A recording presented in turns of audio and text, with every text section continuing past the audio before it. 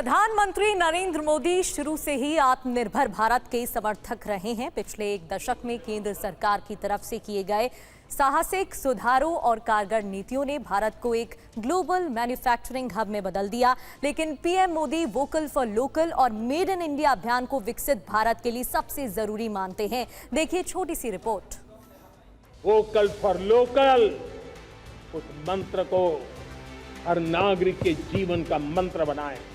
15 अगस्त को लाल किले से प्रधानमंत्री नरेंद्र मोदी ने आत्मनिर्भर भारत को मजबूत बनाने के लिए स्वदेशी उत्पादों को अपनाने का आह्वान किया था, यानी मेक इन इंडिया मिशन के साथ साथ मेड इन इंडिया पर जोर।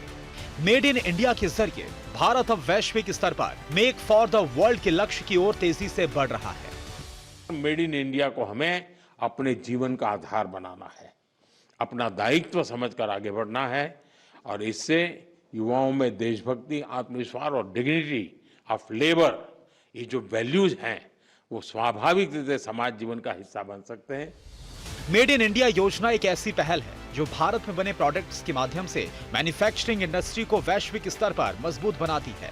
मेड इन इंडिया योजना की सफलता के लिए सरकार ने 3 साल के लिए 995 करोड़ रुपए का प्रस्ताव रखा है। हमारी पॉलिसीज शॉर्ट टर्म सिग्नल नहीं है, ये लॉन्ग टर्म कमिटमेंट्स हैं।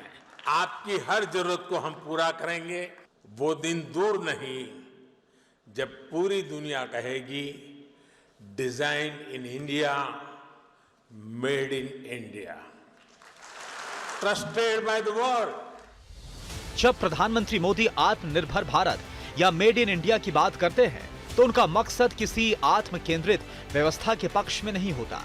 दरअसल पीएम मोदी के अनुसार भारत की इस आत्मनिर्भरता में पूरी दुनिया के सुख, सहयोग और शांति की चिंता शामिल है। इसी विचार और लक्ष्य को ध्यान में रखते हुए साल 2020 में आत्मनिर्भर भारत योजना की शुरुआत की गई थी।